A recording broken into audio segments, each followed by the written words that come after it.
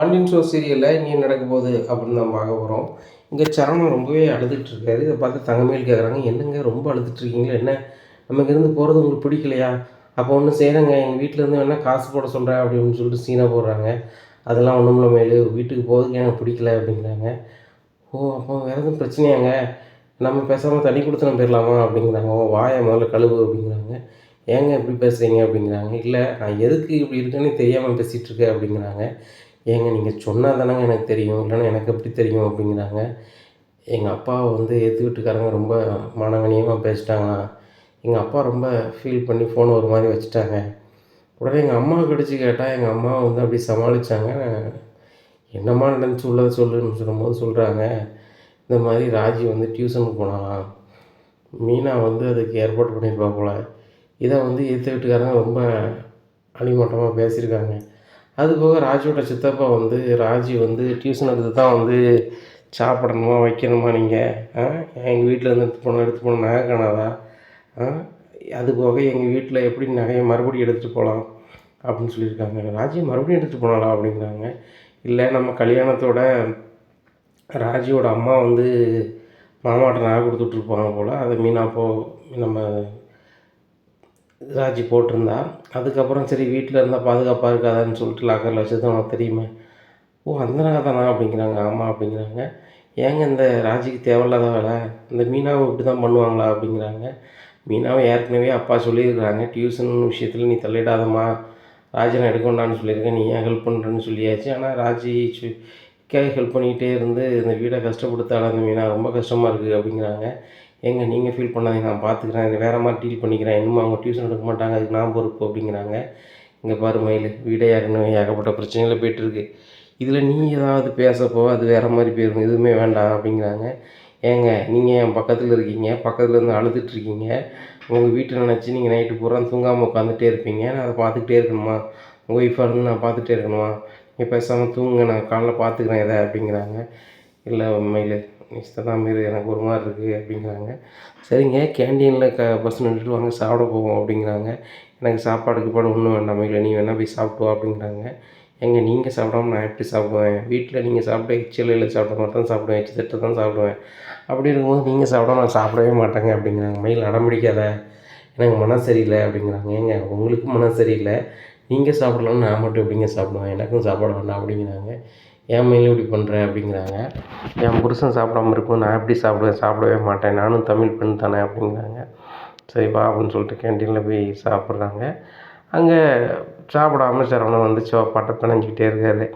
அப்போ மயில் கேட்குறாங்க, ஏங்க இப்படி இருந்துட்டு இருந்தால் சரி வராது, நான் ஊட்டி விட்றேன்னு சொல்லிட்டு ஊட்டி விட்றாங்க. எல்லாருமே சரவணன் மயிலையே பார்க்குறாங்க.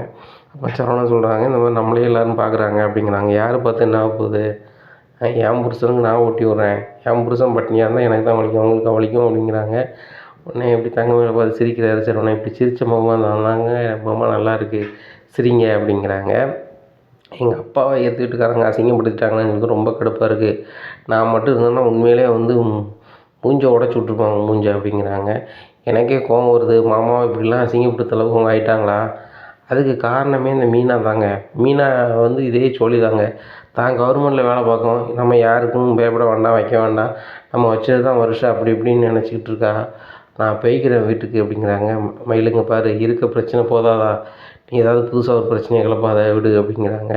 இல்லைங்க, அது ரொம்ப ஓவராக தான் பண்ணிகிட்ருக்கா அப்படிங்கிறாங்க. நான் சொல்கிறோம்ல விடு அப்படிங்கிறாங்க. சரி மாமா சாப்பிடுங்க, நான் எதுவுமே கேட்கல, ஆனால் அந்த ராஜிக்கும் தேவையில்லை, மீனாவுக்கும் தேவையில்லை, அந்த வீட்டை ஒவ்வொரு வாட்டி அசிங்கப்படுத்திகிட்டே இருக்காங்க அப்படிங்கிறாங்க. அந்த பிள்ளை டியூஷன் எடுத்தா வச்சான்னா அவளோட போகிற விஷயம் இல்லை, எதிர்த்த வீட்டில் நம்ம என்ன தப்பு பண்ணாலும் விளக்கெண்ணெயை கண்ணில் விளக்கெண்ணெயை ஊற்றி பார்த்துக்கிட்டே இருப்பாங்க, அப்படி ஆட்கள். இப்போ இந்த ராஜி பிள்ளை இந்த ஊருக்குள்ளே டியூஷன் எடுத்துக்காது, ஏன்னா பெரிய ஊரா, யாருக்குமே தெரியாமையாக போயிடும், தெரியத்தானே செய்யும். அப்படி ஒரு நாள் தெரிஞ்சிருமே, தெரிஞ்சால் நம்ம அசிங்கப்பட வேண்டியிருக்கும். அது போக மாமா வீட்டுக்கும் கஷ்டம்னு அந்த பிள்ளை ஒரு நாள் நினைக்கலையே. கதிரும் அவளும் லவ் பண்ணி மேரேஜ் பண்ணிக்கிட்டாங்க தான், சந்தோஷம்தான். அப்படி ஒரு தங்கமான பிள்ளை கிடைக்க மாட்டான், அதுவும் சந்தோஷம்தான்.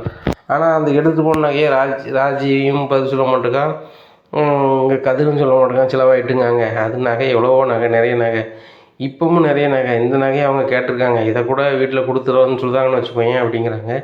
எங்கள் நகைக்கு தான் பிரச்சனையா அப்படிங்கிறாங்க. நகைக்கு பிரச்சனை கிடையாது, எங்கள் அப்பாவை ஏதோ ஒரு வகையில் அசிங்கப்படுத்தின்னு நினச்சிட்டு இருந்தாங்க, அவங்க இது ஒரு வாய்ப்பை வச்சு அசிங்கப்படுத்திட்டாங்க. அவங்களுக்கு நகையோ மற்ற ஏதோ பெரிய மேட்ரு கிடையாது, அவங்களுக்கு இருக்க வசதிக்கு. 3 தலைமுறை 4 தலைமுறை உட்காந்து சாப்பிடலாம். அவங்க பூர்வீக சொத்து. அதெல்லாம் அவங்களுக்கு பிரச்சனை இல்லை. அவங்களுக்கு பிரச்சனை வந்து ராஜி வந்து டியூஷன் எடுக்க போயிட்டா, எங்களுக்கு அவமானம்.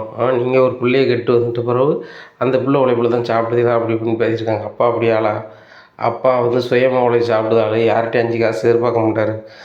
இந்த அளவுக்கு சொத்து சேர்த்துருக்காரு, இந்த அளவுக்கு கடையெல்லாம் டெவலப் பண்ணியிருக்காரு, குடோன்லேருந்து எல்லாம் பெருசாக சொந்தமான இடத்துல வாங்கி கட்டியிருக்காருன்னு சொன்னால் அவர் எல்லாமே அவரோட உழைப்பு தான். தோட்டத்துலேருந்து எல்லாமே அவர் உழைப்பு தானே. ரூபா காசு எங்கள் அப்பாவோட மூதாதையர்கிட்டருந்து வந்தது கிடையாது. அவங்க அப்பா அம்மாவே யாருன்னு தெரியாது. அந்த அளவுக்கு உள்ள ஆள் எங்கள் அப்பா. எங்கள் அப்பாவை பேசும்போது எங்களுக்கும் வேதனையாக தான் இருக்குது. ரொம்ப கடுப்பாகவும் ஆகுது அப்படிங்கிறாங்க. இங்கே இதையே பேசிகிட்டு இருந்தேன் அப்படிங்க. சாப்பிடுங்க, சாப்பிட்டு முடிச்சிடலாம் அப்படிங்கிறாங்க. உடனே எங்கே பஸ் எடுக்க போகிறாங்க அப்படிங்கிறாங்க. ஓடி போய் ஏறுறாங்க. ஏறினோடனே பஸ்ஸு போயிட்டுருக்குது. மயிலுக்கு தூக்கம் வருது. இங்கே சரவணன் தூங்காமே உட்காந்துட்ருக்காங்க. அப்போ தான் அவங்களுக்கு கடுப்பாகுது. ஏங்க அடுத்தாப்புல ஒரு கேண்டீன் நிப்பாட்டுவாங்க, அதில் டீ குடிக்கலாங்க அப்படிங்கிறாங்க. ஏன் மயில் இவனை தூக்கம் வரலையா அப்படிங்கிறாங்க. எனக்கு தூக்கம் வருதுங்க, நீங்கள் தூங்க மாட்டேறீங்களா அப்படிங்கும்போது மட்டும் நான் பேசிகிட்டே வர்றதுக்காக தான் சொல்கிறேன் அப்படிங்கிறாங்க. அடுத்த கேண்டீன் வருது. அங்கே போய் தங்கமயில் டீ குடிக்க போகிறாங்க. ரெஸ்ட் ரூம் போயிடுறாரு சரவணன். அந்த நேரத்தில் சரி நம்ம அம்மாவுக்கு ஃபோன் பண்ணி பேசணும்னு சொல்லிட்டு நேராக பாக்கியத்துக்கு ஃபோன் அடிக்காங்க. பாக்கியம் என்னடி இவ்வளோ நேரத்துக்கு அடிச்சிருக்க, ரொம்ப நேரம் ஆகிட்டு அப்படிங்கிறாங்க. அம்மா ஊருக்கு வந்துட்டுருக்கோம் அப்படிங்கிற. அப்படியா சரி அப்படிங்கிறாங்க. ஏம்மா வீட்டில் ஏகப்பட்ட பிரச்சனைமா அப்படிங்கிறாங்க. என்னடி உன் நகை விஷயம் தெரிஞ்சு போச்சா, இல்லைனா உன் படிப்பு விஷயம் தெரிஞ்சு போச்சா, இல்லைனா உன் வயசு விஷயம் தெரிஞ்சு போச்சா அப்படிங்கிறாங்க. ஏம்மா நம்மளை பற்றிலாம் ஒன்றும் பிரச்சனை இல்லை. எங்கள் மாமாவை ஏற்று வீட்டுக்காரங்க ரொம்ப அசிங்கமாக பேசியிருப்பாங்க போல். எங்கள் மாமாவை கை மட்டும் தான் நீட்டில் அந்தளவுக்கு பேசியிருப்பாங்க போல். எங்கள் வீட்டில் ரணகுடமாக இருக்குது. ராஜி வந்து எவ்வளோ சொல்லியும் கேட்காம ஹோம் டியூஷன் சொல்லி வீடியோடாக இருப்பாங்களாம் மாமா. அதை எடுக்க போயிருக்கா. அதை ஏற்பாடு பண்ணி கொடுத்தவன் அந்த மீனாவா அப்படிங்கிறாங்க. ஓ இந்த மீனா தான் பண்ணியிருக்காளா, உனக்கு சூப்பர் வாய்ப்பு இல்லாடி அப்படிங்கிறாங்க. என்னம்மா சொல்கிற அப்படிங்கிறாங்க. ஆமாம் அவங்க 2 பேரையும் மட்டம் தட்டி பேசு, அது போக இந்த வீட்டை விட்டே அவங்க கிளம்புது மாதிரி பண்ணு, ஆட்டோமேட்டிக்காக அந்த வீட்டில் நீ மட்டும்தான் இருப்ப. அந்த பழனியும் என்னத்தையா சொல்லி அனுப்பிடலாம் அந்த வீட்டுக்கு ஒன்றும் சம்மந்தம் சொல்லிட்டு. ஆக அந்த வீடு கடை சொத்து பற்றி எல்லாம் உனக்கு மட்டுமே வந்துடும் முன்னாடி. அதுக்கப்புறம் நீ யார் அவங்க வந்து இது பண்ண போகிறா, நீ எத்தனை பவுன் நகை போட்டதுன்னு கேட்க போகிறாங்களா, இல்லைன்னா வந்து நீ படிக்கலைன்னு வந்து கேட்க போகிறாங்களா, எல்லாம் வயசுக்கு மூத்தவங்க வந்து கேட்க போகிறாங்களா. எந்த பிரச்சனையும் இல்லை. அவங்க வாடகைக்கு எங்கேயோ போயிட்டு போட்டோம் விளங்கிட்டா. நீ வீட்டில் போனோடனே அவங்கள 2 பேரையும் எவ்வளோ குறைச்சி பேச முடியுமோ அவ்வளோ குறைச்சி பேசு. வீட்டில் உள்ளவங்க சப்போர்ட்டு பூரா உனக்கு தான் வரும். வீட்டு மானத்தை வாங்கிட்டேல அப்படி இப்படின்னு சொல்லிட்டு என்னெல்லாம் பேசுவியோ பேசு அப்படிங்கிறாங்க. இவன் இப்படி பேசினா சரவணமாக கோவப்பட மாட்டாங்களா அப்படிங்கிறாங்க. உன் புருஷன் சந்தோஷமாக தான் நினைப்பார். நம்ம குடும்பத்து மேலே எவ்வளோ பாசமாக இருக்கா மயில், இந்த பிள்ளைகளுக்கு கொஞ்சம் கூட இந்த குடும்பத்து மேலே பாசம் இல்லையே அப்படின்னு சொல்லிட்டு மாப்பிள்ளையே வந்து ராஜியோட புருஷன்கிட்டையும் மீனா புருஷன்கிட்டையும் கண்டிப்பாக சண்டைக்கு போவார். வீட்டில் கொடூரமாகும். அதுக்கு மேலே பஞ்சாயத்து பண்ண முடியாது உங்கள் மாமனுக்கு. அதனால் நீங்கள் சரியாக வராது, நீங்கள் பேசாமல் தண்ணி கொடுத்து நம்பிடுங்கன்னு சொல்லிடுவார். அவங்க 2 பேரும் தண்ணி கொடுத்து நம்பிடுவாங்க. நீ பேசாமல் அந்த வீட்டில் நீனும் உன் புருஷனுக்கு இருங்க.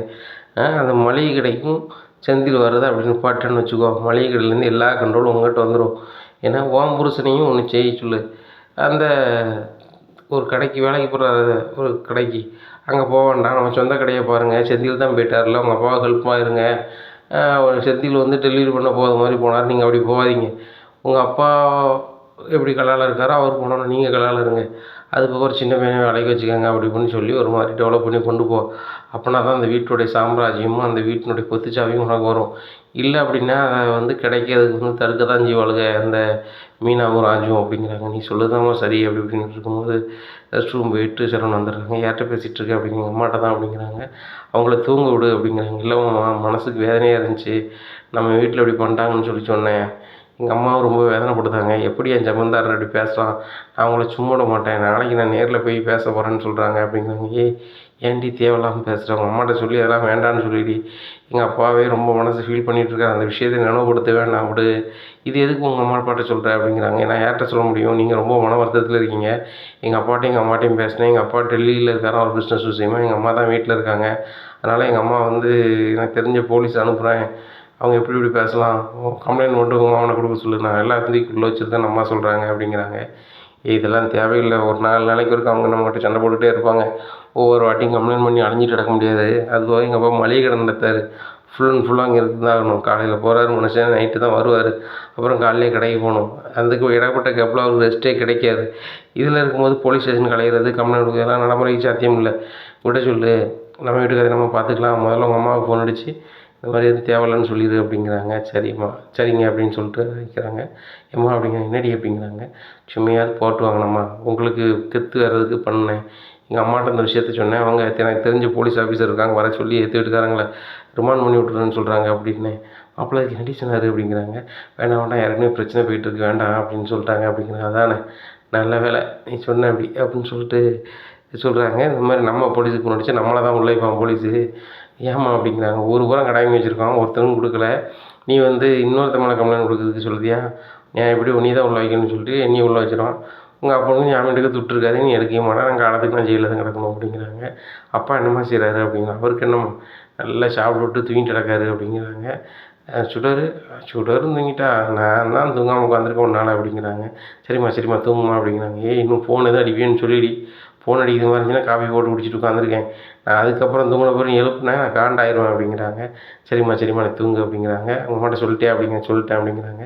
நம்ம வீட்டு பிரச்சனையை உங்கள் வீட்டில் சொல்லாத, நாளைக்கு உங்கள் வீட்டில் வந்து மரியாதை இருக்காது எங்கள் அப்பாவுக்கும் அம்மாவுக்கும் அப்படிங்கிறாங்க. தப்பு வந்து மாமா மேலேயோ அத்தை மேலேயோ இல்லைங்க.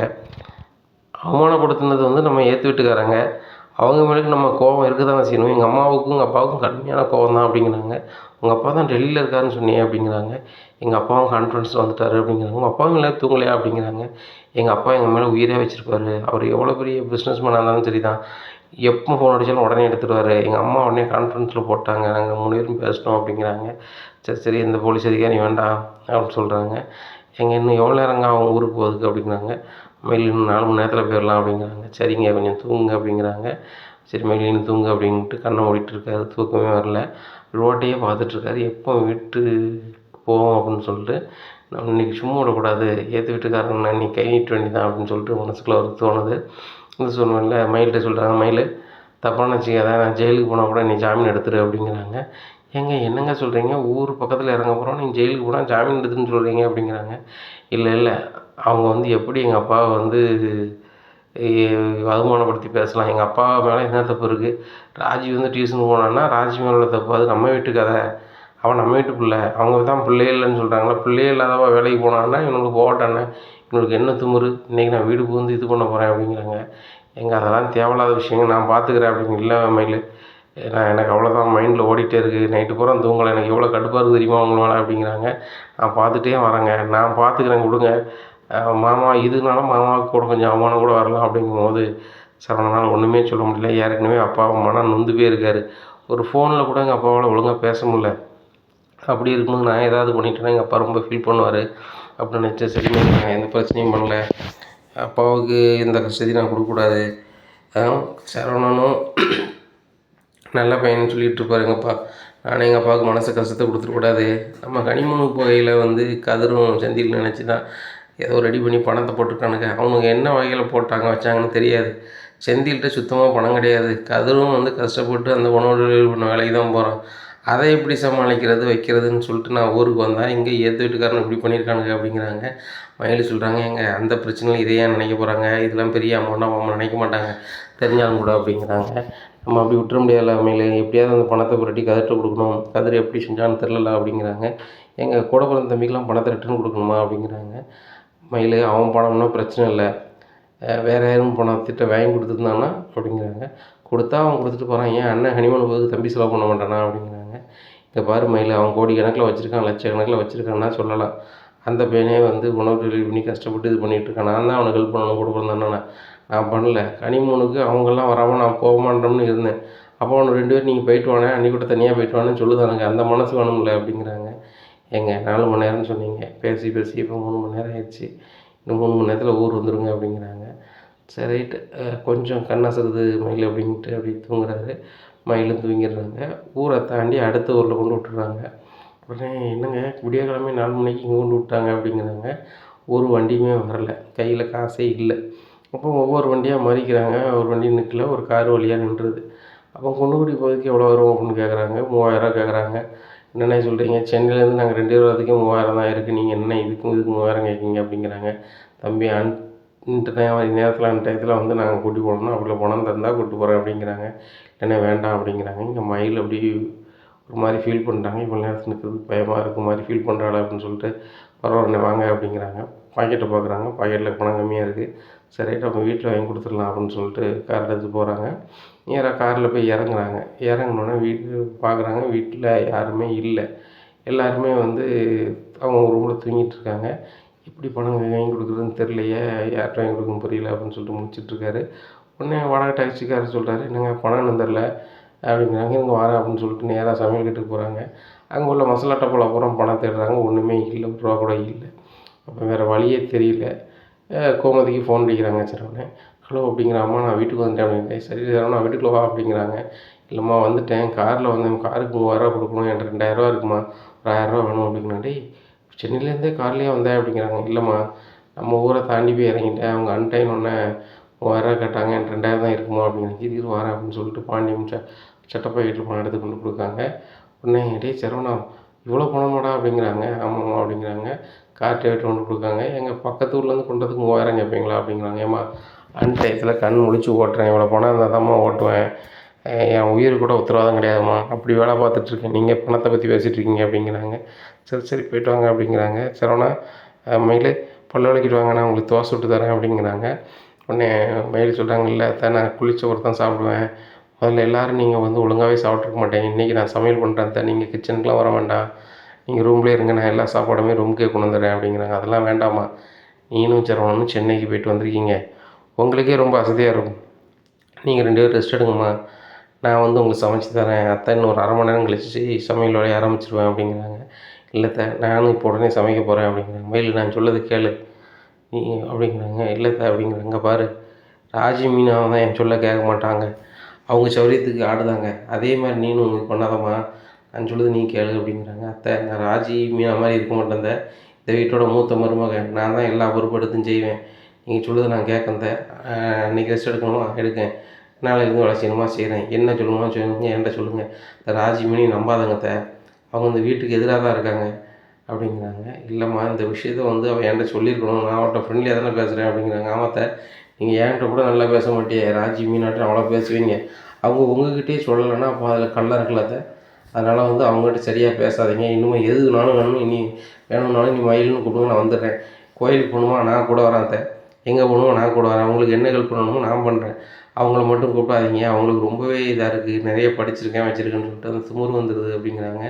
நீ நம்ம குறைஞ்சா படிச்சிருக்க, நீ எம்ஏ இங்கிலீஷ் படிச்சிருக்க அப்படிங்கிறாங்க. ஆஹா நம்ம 12 பாஸுங்கிற அளவுக்கு வச்சுக்கிட்டு மனசில் வச்சுக்கிட்டு பேசுகிறோம்னு சொல்லிட்டு ஆமாத்தா அப்படிங்கிறாங்க. படிப்பை நம்ம படிப்பு எவ்வளோ படித்தாலும் மரியாதையாக இருக்குல்ல, அந்த பிள்ளைகள் வந்து இப்போவுமே என்கிட்ட போய் சொல்கிறது வைக்கிறது தான் ரொம்ப கடுப்பாக இருக்குது. மீனாவும் ராஜியும் இந்த அளவுக்கு நினைக்கல, என் அத்தைக்கிட்ட எதையுமே மறைக்க மாட்டாங்கன்னு நினச்சேன், ஆனால் என்கிட்ட மறைச்சிட்டாங்க அப்படிங்கிறாங்க. அத்தை இதை பேசிகிட்டே இருக்கலாம், உங்கள் மனசு வேதனையாக இருக்கும், ரூமில் போய் ரெஸ்ட் எடுக்கணும் அப்படிங்கிறாங்க. 2 பேர் ரூமுக்கு போகிறாங்க. அங்கே போனோடனே சரணன் உட்காந்துட்ருக்காரு. எங்கள் பஸ்லேயும் தூங்கல இங்கேயும் தூங்கல, என்னங்க அர்த்தம் அப்படிங்கிறாங்க. இல்லை மேலே ரொம்ப கடுப்பாக இருக்குது, எங்கள் அப்பாட்ட இப்படி பேசிட்டானுங்கன்னு நினச்சி ரொம்ப கடுப்பாக இருக்குது அப்படிங்கிறாங்க. என்ன காலையிலேயே வீடு சவுண்டாக கேட்கு அப்படின்னு சொல்லிட்டு அவர் மாடியிலேருந்து இறங்கி வராரு. பழனி டேய் சரவணா எப்போ வந்தேன் அப்படிங்கிறாங்க. மாமா இப்போ தான் வந்தேன் அப்படிங்கிறாங்க. ஒரு வார்த்தை சொல்லிடா அப்படிங்கிறாங்க. ஆமாம் நீ நல்லா தூங்கிட்டு இருப்பேன்னு தெரியுமா தான் எழுப்பல அப்படிங்கிறாங்க. சரிடா என்னடா வந்தோடனே தூங்க அவருக்கு ரெஸ்ட் எடு அப்படிங்கிறாங்க. இல்லை அப்பா ஏற்றுக்கிட்டு அப்படி பேசிட்டாங்கம்மா அப்படிங்கிறாங்க. ஆமாடா எங்கள் அண்ணன் மாதிரி கொஞ்சம் லூஸ் மாதிரி பேசிட்டானோ, அதை எப்பவும் பேசுகிறது தானே அப்படிங்கிறாங்க. எப்பவும் பேசுவாங்க தான், எங்கள் அப்பா வந்து அடுத்தவங்க உழைப்பில் சாப்பிட்றவரா, ராஜி உழைச்சி தான் வந்து எங்கள் அப்பா சாப்பிட்ணுமா அப்படிங்கிறாங்க. டேய் அது அவங்களுக்கே தெரியும், சும்மா வீம்புக்கு பேசியிருக்காங்கடா, இந்த பிள்ளை டியூஷனுக்கு 1000 ரூபா வச்சு இந்த குடும்பமே சாட முடியுமா, இல்லை உங்கள் மச்சான் தான் சாட முடியுமா, அதெல்லாம் கிடையாது, சும்மா எதையாவது பேசணுங்கிறதுக்காக பேசியிருக்காங்க. அவங்களுக்கு இந்த குடும்பத்தை அவமானப்படுத்தணும், எங்கள் சின்னனுக்கு ஏதோ வாய்ப்பு கிடைச்சிருக்கு பண்ணிட்டேன். அது போக எப்போவுமே இங்கேருந்து பதில் பேசுவாங்க, இன்றைக்கி நிலைமையில் எதுவும் பேச முடியல, ஏன்னா மைனஸ் இங்கே இருக்குது. ராஜி பிள்ளை கதிர் கஷ்டப்படுதானே, கதிருக்கு எப்படியாவது உதவி பண்ணணும்னு சொல்லி தான் வேலைக்கு போயிருக்கா.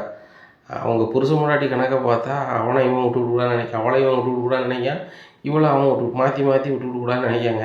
அதனால தான் இது நடக்குது. யார் தடுத்தாலும் நம்ம புருஷனுக்கு ஹெல்ப் பண்ணணும் அப்படின்னு நினச்சிருக்கா. இதை வந்து மீனா சரி கூட போகிற தங்கச்சி மாதிரி ஹெல்ப் பண்ணியிருக்கா. ஆனால் இந்த இடத்துல வந்து மீனாவை தப்பாக தெரியுது. மீனாட்ட செந்தில் பேச மாட்டேங்கான், என்கிட்ட வந்து தூங்குதான், கதிர் ராஜிட்ட பேச மாட்டேங்கான், என்கிட்ட வந்து தூங்குதான், இப்படி தான் இருக்குது. இவன் எப்படி தான் இவங்கள அணைச்சி பேசி ஒழுங்கு பண்ணணும்னு தெரில அப்படிங்கிறாங்க. ஆமாம் அதெல்லாம் ஒன்றும் பிரச்சனை இல்லை, நான் என் தம்பிமார்கிட்ட பேசுகிறேன், அவனை நான் ஒழுங்கு பண்ணிடுவேன் அப்படிங்கிறாங்க. அவன் மேலே நல்ல மரியாதை வச்சுருக்கானுடா, நீ தான் எப்படியாவது செஞ்சு கொடுத்துக்கணும்ல, புருஷன் கொண்டாட்டி சேர்த்து வச்சிரு, ஏன்னா அவங்க காதல் கல்யாணம் பண்ணவங்க, பெற்றவங்களை எடுத்து பண்ணவங்க, அப்படி இருக்கும்போது வந்து அவங்க சந்தோஷமாக இருக்கணும், அவங்களுக்குள்ளே இந்த பிரிவினையும் வரக்கூடாது. ராஜி வந்து எத்தனை கோடி ரூபா சொத்தையே விட்டுட்டு கதிர் தான் வேணும்னு வந்திருக்கா. அதே மாதிரி மீனாவும் பெரிய பணக்கார வீட்டு பிள்ளை, பெரிய அதிகாரி, அவனும் வந்து கவர் பண்ணுவோம் அவ்வளோ வேண்டாம் எதுவும் வேண்டாம் எனக்கு செந்திலே போகணும்னு வந்திருக்கான். இப்படி இருக்கும்போது அந்த பிள்ளைகள் வந்து ரொம்ப சங்கடப்படக்கூடாதுப்பா, அது ரொம்ப பெரிய பாவம் அப்படிங்கிறாங்க. அதெல்லாம் ஆகாதும்மா நீ எதுவும் கவலைப்படாத நான் பேசி வச்சுருந்தேன் அப்படிங்கிறாங்க. சரி மாப்பிள காலையில் பேசிக்க தம்பி மற்ற எனக்கும் தூக்கறது போய் தூங்குறேன் அப்படின்னு சொல்லி தூங்கிடுறாங்க. உடனே சவுண்டாக கேட்குன்னு சொல்லிட்டு பாண்டி எந்திரிக்கிறாங்க. என்னங்க எந்திரிக்கிறீங்க அப்படிங்க. இல்லை கோமதி யாரோ பேசிகிட்டு இருக்க மாதிரி கேட்கு அப்படிங்கிறாங்க. எங்கள் சரவணனும் மயிலும் வந்துட்டாங்க அப்படிங்கிறாங்க. சரவணனும் மயிலும் வந்துட்டாங்களா என்கிட்ட சொல்லவே இல்லை அப்படிங்கிறாங்க. எங்க நீ நல்லா தூங்கிட்டு இருந்தீங்க, அவங்க ஒரு வாடகை காரில் வந்துட்டாங்க அப்படிங்கன்னா சென்னையிலேருந்தே காரில் வந்துட்டாங்களா அப்படிங்கிறாங்க. இல்லைங்க அவங்க ஸ்டாப் மாதிரி பக்கத்து ஊரில் இறங்கிட்டாங்களாம், அங்கேருந்து காரில் வந்தாங்களாம் அப்படிங்கிறாங்க. சரி சரி கார் வாடகை எல்லாம் கொடுத்துட்டானா அப்படிங்கிறாங்க. ஆமாங்க ஒரு 3000 கொடுத்துட்டான். என்னது 3000 அப்படிங்கிறாங்க. ஆமாங்க அப்படிங்கிறாங்க. 300 தானடி வரும் அப்படிங்கிறாங்க. எங்க 300 தான் வரும், அன்டயத்தில் வந்தால் இவ்வளோ தந்தால் தான் கொண்டு விடுவோன்னு சொல்லிட்டானா அப்படிங்கிறாங்க. எல்லோரும் ஆத்திர அவசரத்துக்குன்னா இப்படி தான் வராங்கண்ணே அப்படின்னு சொல்லிட்டு, அதுவும் சரி தான் பொம்பளை பிள்ளைய வச்சுக்கிட்டு அன்டயத்தில் நிற்க முடியாது அப்படிங்கிறாங்க. எங்க கொஞ்சம் இருட்டு வந்து விலகி இருந்துச்சு அப்படின்னு சொன்னால் காலையில் ஆயிடுச்சுன்னா சரவணன் பஸ்லேயே வந்திருப்பான், இல்லை ஒரு ஆட்டோ பிடிச்சி கூட வந்திருப்பான். அன்டைம்னோடனே என்ன செய்யணும்னு தெரியாமல் வந்துட்டாங்க அப்படிங்கிறாங்க. சரி பணம் போடாமல் போகுது, பிள்ளைகள் பாதுகாப்பு வந்துட்டுலாம் அந்த பிள்ளைகளுக்கு பல்லு விளக்கிட்டு ஒரு காப்பி இதுக்கு காப்பி தண்ணி எதுவும் போட்டு கொடுக்க வேண்டியதானே அப்படிங்கிறாங்க. எங்க சமையல் கூட பண்ணி தரேன்னு சொன்னேன், மயில் வேண்டான்னு சொல்லிட்டா அப்படிங்கிறாங்க. ஆமாம் அத்தையும் அவன் கஷ்டப்படக்கூடாது நினைப்பா அப்படிங்கிறாங்க. உடனே ஆமாங்க அப்படிங்கிறாங்க. பார்த்தியா கோமதி 2 மருமகளையும் நீ தலையில் தூக்கி வச்சு ஆடின, அந்த பிள்ளைகளுக்கு மறைக்குவா. ஆனால் இந்த தங்கமயில் வந்து நம்மளுக்கு எதையுமே தெரியாமல் நடக்கக்கூடாதுன்னு நினைக்கிறா, அதுபோக கஷ்டப்படுத்தக்கூடாதுன்னு நினைக்கிறா. எதுனா தான் இருந்தாலும் நம்ம கூட வந்த மருமக அசரப்பு தான் கோமதி அப்படிங்கிறாங்க. ஆமாங்க அது என்னமோ உண்மைதான் அப்படிங்கிறாங்க. என்ன கோமதி இப்போ ஆமாங்கன்னு சொல்கிற, ஒரு நேரத்தில் ராஜிக்கு மீனாவுக்கு அவ்வளோ சப்போர்ட் பண்ணுவேன் அப்படிங்கிறாங்க. இல்லைங்க நான் ராஜி மீனாட்ட இதை எதிர்பார்க்கல, என்கிட்ட எதனாலும் சொல்லுவாங்கன்னு நினச்சேன். ஆனால் இதை சொல்லாமல் இவங்க வந்து ஹோம் டியூஷன் எடுத்து உங்களை அசிங்கப்படுத்துவேன்னு நினச்சி கூட பார்க்கல. என் புருஷனை யார் ஒருத்தங்க கஷ்டப்படுத்துகிறாங்களோ அவங்க வந்து எனக்கு பிடிக்காதுங்க, இன்றைக்கி இல்லை என்றைக்குமே பிடிக்காது அப்படிங்கிறாங்க. அப்படி இருக்கக்கூடாது, அந்த புள்ள அவன் புருஷனுக்காக உதவி பொண்ணு போயிருக்கா, அவள் பார்வையில் அது சரி, நம்ம பார்வையில் தப்பு. அவங்க குடும்பத்து பார்வையில் உங்கள் அண்ணன்மார் நொண்ணமார் பார்வையில் ரொம்ப ரொம்ப தப்பு. அதுபோக அது ஒரு வாய்ப்பு அவனுங்களுக்கு என்ன அசிங்கப்படுத்தணும், ஏதோ ஒரு வாய்ப்பு கிடச்சிருக்குன்னு சொல்லி அவங்க பேசியிருக்காங்க அவ்வளோதான். அவங்க பேசுனது நகையை பற்றியே பேசல பெரிய அளவில். அவங்க பேசுனது ஒன்றே ஒன்று, இந்த பிள்ளைய வந்து இவ்வளோ வசதியாக வளர்த்தோம், இவ்வளோ நகையை தூக்கிட்டு வந்தா, மேலும் தூக்கிட்டு வந்திருக்கான், ஆனால் அதுவும் காணாதுன்னு சொல்லி நீ டியூஷனுக்கு அனுப்பி அதில் சாப்பிட்டுட்டு இருக்கீங்களா வெக்கமா இல்லையான்னு பேசினாங்க. அதனால் எல்லாம் அப்படி தான் அவங்களுக்கு ஒருத்தர் வந்து பாசம் வச்சுருக்காங்க. ஆனால் என்ன முரட்டு பாசமாக இருக்குது அவ்வளோதான். நம்ம கல்யாணம் முடிஞ்ச பிறகு நம்மளுக்கு குழந்தை குட்டி பிறந்த பிறகு அவங்க அண்ணன் மாதிரி மாறுவாங்கன்னு நினச்சேன், மாறலை. இப்போ இந்த குடும்பம் ஒன்று சேரக்கூடாது அப்படிங்கிறத தாண்டி பகையாளியாக பார்க்காம எதிர் வீட்டுக்காரங்களாக பார்க்கணுன்னா ராஜிக்கு குழந்தை பிறந்தா மட்டும்தான் முடியும். அந்த பிள்ளை நீ அப்படி வெறுக்காத. ஏன்னா கதிர் ரொம்ப கோகாரனாக இருக்கான். கதிர் நைட்டு ஒன்றா தூங்கலை, மாடியில் போய் என் தம்பி கூட தூங்கியிருக்கான். நானும் என்கிட்ட எட்டி போய் பார்த்தேன். அதே மாதிரி செந்திலும் அவன் பொண்ணாட்டு சண்டை போட்டு மாட்டி போய் தான் தூங்கியிருக்கான். இப்படி எல்லோரும் அங்கங்கே இது பண்ணாமல் தூங்கியிருக்காங்க, அது சரி வராது. அதனால் வந்து நீ வந்து அணைச்சி இரு, மருமகமார் அப்படி என்ன பண்ணுறதுனா நீ தான் அணைச்சி கொண்டு போகணும், பழைய மாதிரியே பேசு. சரி சின்ன பிள்ளைகள் தப்பு பண்ணணும் மன்னிக்க மாட்டோமா, மன்னிச்சு விடு அப்படிங்கிறாங்க. ஏங்க நீங்கள் தான் பேசுகிறீங்களா அப்படிங்க. நான் தான் பேசணும் கோமதி, வேறு என்ன செய்கிறது, நம்ம வீட்டு பிள்ளைகள் தப்பு பண்ணால் சாரின்னு தானே, சாரி சொன்னால் சரி போங்கன்னு தானே சொல்லுவோம். கதிரி என்கிட்ட கேட்டு இப்படி தான் பண்ணுவான். அவன் வந்து சொல்லுதான் கையை பிடிச்சிட்டாப்பா என்ன மன்னிச்சிருங்க, இந்த பிரச்சனை நடக்க நானும் ஒரு காரணமாயிட்டேன், இனிமேல் நீங்கள் தலை குனிந்த மாதிரி ஒன்றும் நடக்காது. உங்கள் மேலே பேசுனதுக்கு நான் மூஞ்சி கிஞ்செல்லாம் உடைச்சிருப்பேன், ஆனால் தப்பு என் பொண்டாட்டி மேலே இருக்கிறதுனால என்னால் ஒன்றும் செய்ய முடியலப்பா அப்படின்னு கேட்குறான். எவ்வளோ பிரச்சனைக்கு மத்தியில் என் பிள்ளை வந்து என் சைடில் தான் இருக்கான். அவன் ஏற்று பேசுகிறான், என்னான்னு சொல்லது கேட்க மாட்டான், எல்லாம் செய்ய மாட்டான். ஆனால் இந்த மாதிரி பிரச்சனை வரும்போது தானே என் பிள்ளைகள் என் மேலே எவ்வளோ பாசமாக இருக்குன்னு தெரியும். செந்திலே என்ன மன்னிப்பு கேட்குறான். அங்கே சரவணன் கிளம்பி வரையில் அப்பா அவங்க குரல் மாறிட்டப்பா அப்படின்னு சொல்லி அவன் பதறுதான். என் மச்சினனும் ஒரு இக்கட்டான சூழ்நிலையில் எங்கள் மச்சான் கூட தான் நிற்போம்னு இருக்கான், எங்கள் அண்ணன்மார்கிட்ட போகணும் அவன் போகலை. நீனும் ஒரு இக்கட்டான சூழ்நிலையில் வந்து என் புருஷன் தான் பெருசு, என் அண்ணன் தம்பிலாம் எனக்கு ஒரு கொசு அப்படின்ற மாதிரி நீ பண்ணிட்ட. அப்படி பண்ணும்போது எனக்கு எல்லாரையுமே புரிஞ்சிக்க முடியுதுல்ல, கழகம் பிறந்தால் வழி பிறக்குன்னு சொல்லுவாங்க. எனக்கு எவ்வளோ பேர் அன்பு எப்படி வச்சுருக்கீங்கன்னு புரிய ஆரம்பிச்சிருச்சு. அதுபோக அந்த மீனா பிள்ளையும் ராஜி பிள்ளையும் ரொம்ப ஒரு மாதிரி பேசிட்டேன். அதுதான் எனக்கு கொஞ்சம் கஷ்டமாக இருக்குது. சரி வாழ வந்த பிள்ளைகளை நம்ம நல்லா தான் வைக்கணும், அந்த பிள்ளைகளை கஷ்டப்படுத்தக்கூடாதுன்னு நினைப்பேன். இந்த பிள்ளை டியூஷன் எடுக்கிறது அவங்க என்ன சொல்கிறாங்க எது சொல்கிறாங்க அதை தாண்டி இவ்வளோ கஷ்டப்படணுமா? ஹோம் டியூஷனுங்கிறது வந்து வீடு வீடாக போய் எடுக்கிறது, அந்த வீட்டில் போய் எடுத்து அவங்க வந்து இந்த பிள்ளைய வந்து ஒழுங்காக நடத்துகிறாங்களா நடத்தலையா, இவங்களுடைய பாதுகாப்பு எப்படி, இதெல்லாம் நினைக்க வேண்டியதாக வருது.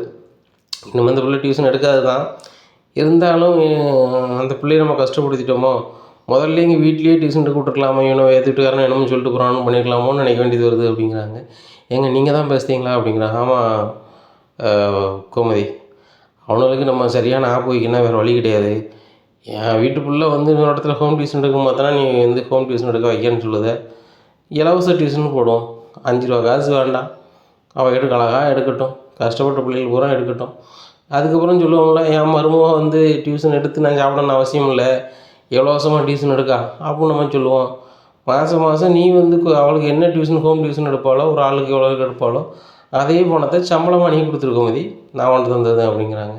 அதுவும் சரிதாங்க அப்படிங்கிறாங்க. எங்கள் அப்பா நான் சொல்லிட்டுமா அப்படிங்க. கண்டிப்பாக சொல்லிடு, காலையில் சொல்லிடு, ஒன்றும் பிரச்சனை கிடையாது. ஒரு பெரிய போடாகணும் அடிச்சு வைக்க சொல்லு, அதுக்கும் காசை நீ கொடுத்துரு, எனக்கு கதிட்ட சொன்னால் அடித்து கொண்டு வந்துடுவான் அப்படிங்கிறாங்க. உடனே சரிங்க அப்படிங்கிறாங்க. சரி ரைட்டு, விடிஞ்சிட்டா பாரு அப்படிங்கிறாங்க. ஆமாங்க 5:30 ஆயிடுது அப்படிங்கிறாங்க. சரி நான் வாக்கிங் போயிட்டு வரேன் அப்படிங்கிறாங்க. ஏங்க நீங்கள் எப்போவுமே 6:30 தானே போவீங்க அப்படிங்கிறாங்க. இல்லை கோமதி, 6:30க்கு வந்த மாதிரி வரணுமா, அவங்க வரும்போது என்ன ஏதாவது சொன்னால் கூட கொஞ்சம் உங்களுக்கு கடுப்பாகும், அதனால் வேண்டாம் கோமதி நான் போயிட்டு வரேன் அப்படிங்கிறாங்க. சரிங்க பார்த்து போங்க அப்படிங்கிறாங்க. சரிம்மா அப்படின்னு சொல்லிட்டு வாக்கிங் போகிறாங்க. இந்த சூழ்நிலையில் வீட்டு முன்னாடி பயங்கரமாக நாய் குலைக்கி அப்புறம் சக்திவேல் எழுந்திரிச்சு வர்றாரு. ஓ, நாய் குலைக்குன்னு பார்த்தா திருட்டு போயிடுவோம் அந்தானோ தான் நாய் குலைக்கி அப்படிங்கிறாங்க. ஏய் மரியாதையாக பேசு அப்படிங்கிறாங்க. உனக்கெல்லாம் என்னடா மரியாதை, எங்கள் வீட்டு நகையை திருட்டுத, எங்கள் வீட்டு பிள்ளைகள் வாழ வந்தால் அந்த பிள்ளைய உழைப்பில் சாப்பிடுத, நீலாம் மானம் கெட்டவன், திருநா நம்பர் திருட்டு பைய, அப்படி இருக்கும்போது உன்னை பார்த்தா நாய் குலைக்க என்ன பேய் கூட குலைக்குண்டா அப்படிங்கிறாங்க. ஏய் உனக்கெல்லாம் மரியாதை கொடுத்து பேச தெரியாதா அப்படிங்கிறான். ஆமாடா, உனக்கெல்லாம் மரியாதை கொடுப்பாங்க. எங்கள் வீட்டில் வேலைக்காரனாக வந்தேன், என் தங்கச்சியை கூட்டி போய் என் வீட்டுக்கு எதிர்த்தாப்புல இடத்த வாங்கி நீ உட்காந்துருப்ப, நான் உன்னை பார்த்துக்கிட்டே இருக்கணும்னா அப்படிங்கிறாங்க. ஏய் மரியாதையை பேசிகிட்டு அப்படின்னு சொல்லிக்கிட்டு இருக்கும்போது கற்றுட்டு வந்துடுறாரு. உனக்கு என்னையா வேணும் அப்படிங்கிறாங்க. ஏய் என்னையா வேணுமா, திருட்டு போயில பார்த்தா நாய் குலைக்கு வேறு என்ன வேணும் அப்படிங்க. திருட்டு போய் கெட்டு போய் எங்கள் அப்பா பேசுறது நல்லா இருக்காது அப்படிங்கிறாங்க. கரெக்டு தான், நீயும் திருட்டு போய் தானே, எங்கள் அண்ணன் மூளை கூப்பிட்டு போகும்போது நீ நகையோட தானே கூப்பிட்டு போனால் அந்த நகை என்னடாச்சு அப்படிங்கிறாங்க. உடனே அப்படி கதிர் அப்படி ரொம்ப குருவி நிற்காங்க. அப்போ ராஜி எந்திரிச்சு வந்துடுறாங்க. சித்தப்பா என்ன பேசிட்டுருக்கீங்க அப்படிங்கிறாங்க. சித்தப்பா கத்தப்பாலாம் கூப்பிட்டு வேலை வச்சுக்காத, திருட்டு பையன் இருந்தாலும் நாய் கூட வச்சு அப்படிங்கிறாங்க. மறுபடியும் எங்கள் அப்பா திருட்டு பையன்னு பேசாதான் பிறகு என்ன ஆகுன்னு எனக்கே தெரியாது அப்படிங்கிறாங்க. என்னடா செய்வே அப்படிங்கிறாங்க. செங்கலை தூக்கிட்டு ஒரு போடுதாங்க, அது தள்ளி கொஞ்சம் பொத்துன்னு விழுது. உடனே சக்திவேல் அப்படி கிட்டுக்கிட்டுன்னு ஆடிடுறாரு. தெரிஞ்சு தான் தள்ளி விட்டேன், சரியா கரெக்டாக விழுந்துருந்துச்சி அப்படின்னு சொன்னால் அவன் பையனுக்கு கல்யாணமே ஆகாது, பையன் போன பிறகு கல்யாணம் ஆகும், 1 வருஷத்துக்கு கல்யாணம் ஆகுது, பார்த்துக்கோ, ஒழுங்கு மரியாதை இருந்துக்கோ அப்படிங்கிறாங்க. பின்னாடியே முத்துவேல் வந்துடுறாரு. என்னையா உங்களுக்கு அடங்க மாட்டீங்களா, காலையில் இந்த வீட்டை பிரச்சனை தான் பண்ணுவீங்களா அப்படிங்கிறாங்க. ஆமாண்ணாச்சி வாங்க, உங்கள் தம்பிகிட்ட தான் நாங்கள் வந்து பிரச்சனை பண்ணுவோமோ அப்படிங்கிறாரு கதிர். உடனே இவர் பாண்டியன் சொல்ல வேண்டாம் நீ கிளம்பு அப்படிங்கிறாங்க. உடனே இல்லைங்கப்பா, ரொம்ப ஓவராக பண்ணால் விடக்கூடாது அப்படிங்கிறாங்க. ஒன்றும்டா வீட்டுக்கு வாங்க அப்படின்னு சொல்லி வீட்டுக்குள்ளே போயிடுறாங்க. ஏங்க காலையிலேயே நீங்கள் வாக்கிங் போகும்போது இப்படி பண்ணுறாங்களா, நம்மளை நிம்மதியாகவே இருக்க மாட்டாங்களா அப்படிங்கிறாங்க. கோமதி, அவங்க அண்ணனுக்கு இளைய அண்ணனுக்கு வந்து என்ன அசிங்கப்படுத்துன்னே நினச்சிட்டே இருப்பான், இப்போ வாய்ப்பு கிடைச்சிட்டு பண்ணுதான், என்ன பண்ண முடியும் அப்படி இப்படின்னுட்டு இருக்காங்க. உடனே மயில் வராங்க. மாமா இதெல்லாம் நல்லவே இல்லை மாமா அப்படிங்கிறாங்க. என்ன அப்படிங்கிறாங்க. இந்த ராஜி மீனா பார்த்த பாரு தான் நீங்கள் ரொம்ப அசிங்கப்படுத்தீங்க அப்படிங்கிறாங்க. சரிம்மா நடந்ததெல்லாம் விடுமா அப்படிங்கிறாங்க. இல்லை மாமா அதை விட முடியாது, மீனா நீ என்ன நினச்சிட்ருக்க அப்படிங்கிறாங்க. என்ன இல்லைக்கா வந்ததும் வராமல் ஒரு மாதிரி பேசுகிறீங்க அப்படிங்கிறாங்க. இல்லை நீ கவர்மெண்ட் வேலை பார்க்கணும் ரொம்ப திமிரில் ஆடுதியோ அப்படிங்கிறாங்க. உடனே சரவணன் சொல்லி மேலுக்கு சுமர் அப்படிங்கிறாங்க. உடனே செந்திலுக்கு ராணி என்ன பேசுகிறீங்க அப்படிங்கிறாங்க. இல்லை தம்பி உங்களுக்கு தெரியாது, மீனா கவர்மெண்ட் வேலை பார்க்கறதுனால உங்களை மதிக்க மாட்டுறாங்க, புருஷன் என்ன சொல்லுதாங்களோ அதானே பொண்டாட்டி கேட்கணும், என் வீட்டுக்காரர் ஒன்று சொல்லுதா நான் அதை மீறி நான் ஏதாவது செய்கிறேன்னா அவர் என்ன சொல்கிறாரோ அதை மட்டும்தான் செய்வேன். ஆனால் வந்து மீனா அப்படி கிடையாது, எவ்வளவோ மாமா சொல்லியிருக்காங்க ராஜி டியூஷன் எடுக்க வேண்டாம் வைக்க வேண்டாம்னு சொல்லிவிட்டு, இப்போ ராஜி வந்து டியூஷன் எடுக்கிறதுக்கு நீங்கள் அனுப்பியிருக்கீங்க, ஏன் மீனா உங்களுக்கு அந்த காசை வாங்கி நீங்கள் சாப்பிட்லான்னு பார்க்குறீங்களா, ஏன் நீங்கள் கவர்மெண்ட் வேலை பார்க்குறீங்க அந்த காசு உங்களுக்கு காணாதா அப்படிங்கிறாங்க. மயிலக்கா மரியாதையாக பேசுங்க, முன்னாடி உனக்குலாம் மரியாதை, நீ இந்த வீட்டில் இருக்க போய் தாண்டி இந்த வீட்டுக்கே அவமானம், பேசாமல் அந்த வீட்டை விட்டு நீ வெளில போயிரு. மாமா அங்கே பாருங்கள், மீனாவையும் அந்த ராஜியும் தனி கொடுத்து நம்ம சொல்லுங்கள், இது சரி வராது, இந்த குடும்பம் நிம்மதியாக இருக்கணும் வைக்கணும்னா இவங்க 2 பேருமே இந்த வீட்டில் இருக்கக்கூடாது அப்படிங்கிறாங்க. உடனே கோமதி சொல்கிறாங்க, என்ன மயில் இப்படிலாம் பேசுகிறேன் அப்படிங்கிறாங்க. கரெக்டாக தான் பேசுகிறேன், நான் மூத்த மருமங்கிற பொறுப்பில் தான் பேசுகிறேன், இந்த வீடு நிம்மதியாக இருக்கணும்னா மீனா அந்த வீட்டில் இருந்தால் சரி வராது, ராஜி இந்த வீட்டில் இருக்கக்கூடாது, பேசாமல் அவங்கள தனி கொடுத்து நம்ம சொல்லிடுங்க, அப்படின்னா தான் மாமாவுக்கு நிம்மதி கிடைக்கும் அப்படி இப்படின்ட்டு இருக்காங்க. உடனே மீனா அப்படியே கலந்துட்டே இருக்காங்க. செந்தில் சொல்கிறாங்க, "நீ என்ன இப்படி பேசுகிறீங்க?" அப்படிங்கிறாங்க. "தம்பி வேறு வழி தெரியல தம்பி, உங்கள் பொண்டாட்டியை உங்களால் அடக்க முடியல, அண்ணி நான் தானே அடக்கி ஆகணும்" அப்படிங்கிறாங்க. உடனே கோமதி சொல்கிறாங்க, "மயிலு முதல்ல வீட்டுக்குள்ளே போ" அப்படிங்கிறாங்க. "இல்லை இல்லை, எனக்கு இது ஒரு தீர்வு தெரியணும், மீனா வந்து ஓவராக பண்ணுறாங்க, இது சரி வராது அத்தை, மீனாவை வந்து வீட்டை விட்டு வெளியே அனுப்பினா தான் சரியாக வரும்" அப்படிங்கிறாங்க. உடனே மயிலு "நீ போ" அப்படிங்கிறாங்க. எவ்வளோ மறைச்சிருக்காங்க பாருங்கள், நான் ஒரு சின்ன விஷயத்த நானும் என் புருஷனும் மறைக்கமா அப்படிங்கிறாங்க. உடனே இங்கே மீனாவுக்கு சரியான கோபம் வந்துடுது. "எதையுமே மறைக்கலையா தங்கமயிலக்கா?" அப்படிங்கிறாங்க. "நான் என்னத்தை மறைச்சிருக்கேன்?" அப்படிங்கிறாங்க. "என்னத்தை மறைச்சிருக்கேனா? சென்னையில் ரூம் புக் பண்ணி எவ்வளோ ரூபாய்க்கு புக் பண்ணேன்?" அப்படிங்கிறாங்க. தங்கமயில் திருதுன்னு முழிக்காங்க. "விட்டோம்னா பல்லுகள்லாம் விழுந்துரும், என்னடி நினச்சிட்ருக்க? ஆ என்ன நினச்சிட்ருக்க? 5000 ரூபாய்க்கும் புக் பண்ணேன், அங்கே 24,000 ரூபா, அதை பெரட்டி உருட்டி என் புருஷனும் கதிரும் எவ்வளோ கஷ்டப்பட்டு போட்டாங்க உனக்கு தெரியுமாடி? அதெல்லாம் நீ வந்து நல்ல திருட்டுத்தனம் பண்ணுவ, ஆனால் மாமாட்ட எதுவுமே மறைக்க மாட்டேன்ப. நான் எதுக்குடி ஹோம் டியூஷனுக்கு நான் சம்மதித்தேன் அவளை? சரி அவன் புருஷனுக்கு அவள் ஹெல்ப்பாக இருப்பான்னு சொல்லி தானே, இல்லை இந்த குடும்பத்தினோட அசிங்கப்படுத்தணும்னு நினச்சிக்கிட்டா நான் செஞ்சேன்? இப்படி வரும்னு எனக்கு தெரியுமா?" அப்படிங்கிறாங்க. "என்ன குரல் வசதி பேச குரல் வசதி பேசுகிறாங்க, பார்த்துக்க சரணமாமாவா விடுதலைன்னா பல்லுக்களெல்லாம் கலத்தி விடுவேன், பலார்னு விட்ருவோம் பார்த்துக்கோ" அப்படிங்கிறாங்க. உடனே "சரணா விடுமா விடுமா" அப்படிங்கிறாங்க. மயிலு என்ன ஓவராக பேசிகிட்ருக்க? அவளை வீட்டை விட்டு மீனாவை வீட்டை விட்டு போக சொல்லுறதுக்கு உனக்கு உரிமை என்ன இருக்குது? செந்திலை வீட்டை விட்டு போக சொல்லுறதுக்கு உனக்கு உரிமை என்ன இருக்குது? கதிரை வீட்டை விட்டு வெளியே போக சொல்லுறதுக்கு உனக்கு என்ன உரிமை இருக்குது? வீடு நீனா கட்டி வச்சுருக்க? வீடு எங்கள் அப்பா வீடு, யார் இருக்கணும் இருக்கக்கூடாதுன்னு முடிவு பண்ண வேண்டியது எங்கள் அப்பாவும் எங்கள் அம்மாவும், நீ எப்படி சொல்லுவ? அப்படிங்கிறாங்க. "நான் தானேங்க மூத்த மருமகன், நான் தானே சொல்லணும்" அப்படிங்கிறாங்க.